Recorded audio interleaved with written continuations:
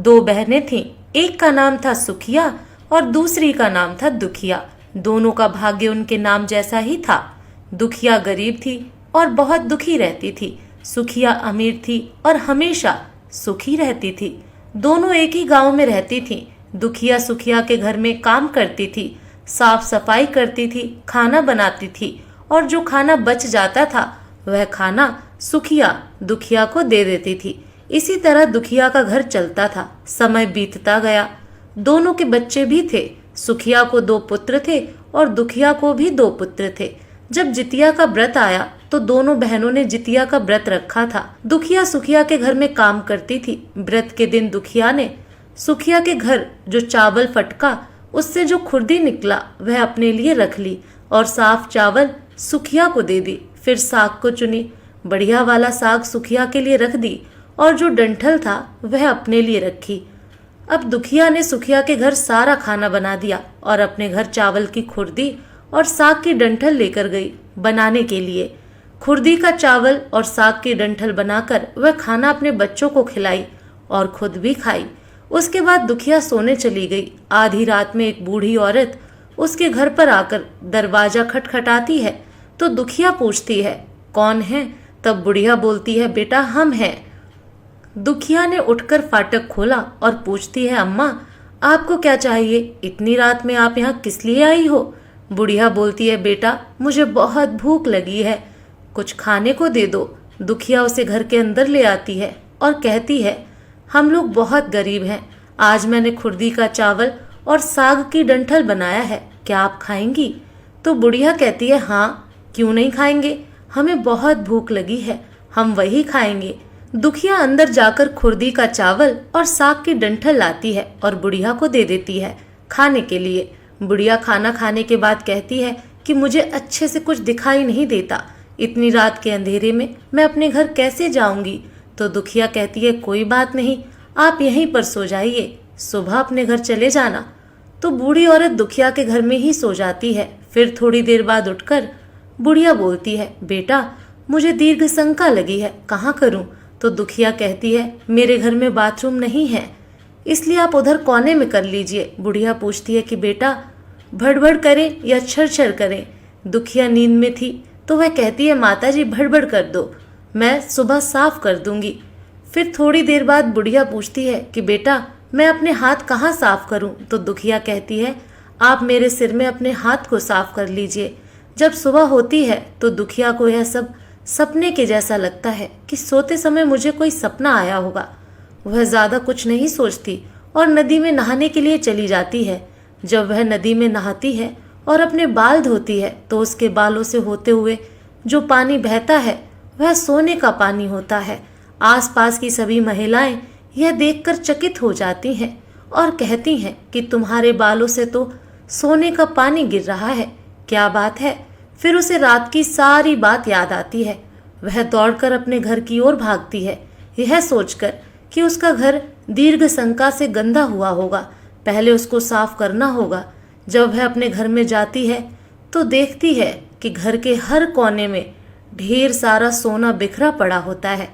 यह सब देखकर दुखिया बहुत खुश हो जाती है और सोचती है कि जीतमान बाबा की कृपा है, यह सब जो माता का रूप धारण करके मेरे घर आए और मुझे इतना आशीर्वाद दिए। अब दुखिया अमीर हो जाती है और सुखिया के घर जाकर काम करना बंद कर देती है। दुखिया जब अपना व्रत पूरा करती है तो अपने पुत्र से कहती है कि जाओ मौसी के घर से तराजू लेकर आओ, यह नापने के लिए कि यह सोना कितना है। बच्चा बहुत खुशी से सुखिया मौसी के घर जाता है और तराजू मांगता है। तो सुखिया पूछती है कि तराजू पर क्या नापना है? तो बच्चा बोलता है, मेरे घर में बहुत ढेर सारा सोना है, उसी को मम्मी नापेगी। सुखिया कहती है, खाने के लिए तुम्हारे पास कुछ भी नहीं है और सोना नापोगे, मुझसे झूठ कहते हो? तो बच्चा कहता है, नहीं मैं झूठ नहीं बोल रहा हूँ।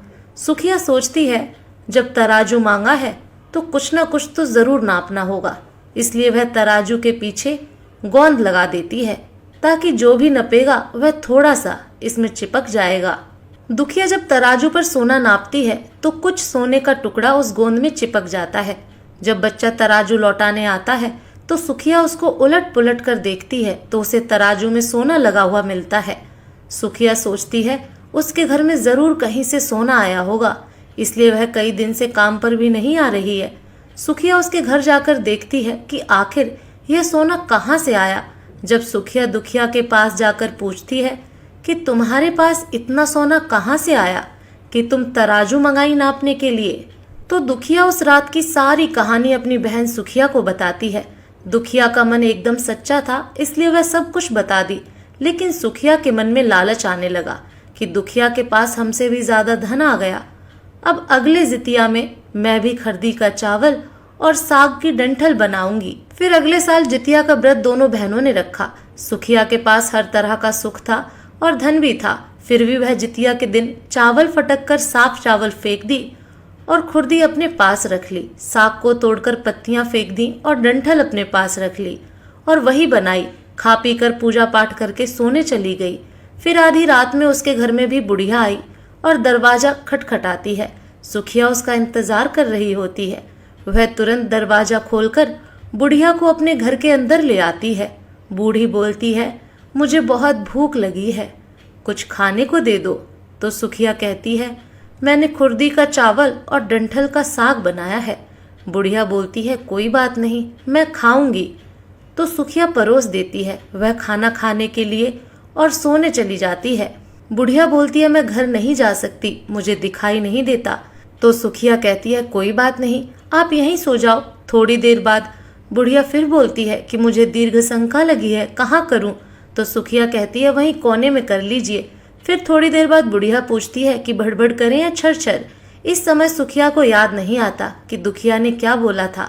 तो सुखिया बोली, माँ छरछर कर दीजिए। फिर बुढ़िया पूछती है कि बेटा मैं अपने हाथ कहाँ साफ करूं? सुखिया कहती है, मेरे सिर में साफ कर लीजिए। बुढ़िया अपना हाथ सुखिया के सर में साफ कर लेती है। जब सुखिया सुबह उठती है तो उसका पूरा घर गंदगी से भरा पड़ा होता है और उसके बाल में भी बहुत गंदगी लगी होती है। यह सब देखकर सुखिया बहुत दुखी हो जाती है और उसे बहुत गुस्सा भी आता है। वह अपनी बहन दुखिया को बुलाती है और उससे गुस्से में कहती है कि तुमने हमसे झूठ कहा और मेरा पूरा घर गंदा करवा दिया। तो दुखिया पूछती है कि तुमने क्या कहा था, भड़बड़ या छरछर? तो सुखिया कहती है, मैं तो छरछर बोली। तो दुखिया कहती है, यहीं पर तो तुमने गलती करी और तुम्हारे पास तो सब कुछ था, किसी चीज की कमी नहीं थी, फिर भी तुमने लालच किया। मेरे पास तो कुछ भी नहीं था, तुम्हारे पास तो सब कुछ था। तुम्हारे घर जीत मन बावा भेष बदल कर आए, लेकिन फिर भी तुमने उन्हें अच्छा खाना नहीं परोसा। मेरे पास तो कुछ भी नहीं था, इसलिए मैंने उन्हें खुरदी का चावल और डंठल का साग परोसा था। तुमने अपने घर आए भगवान का अपमान किया। सब कुछ रहते हुए भी तुमने साग और भात खिलाया।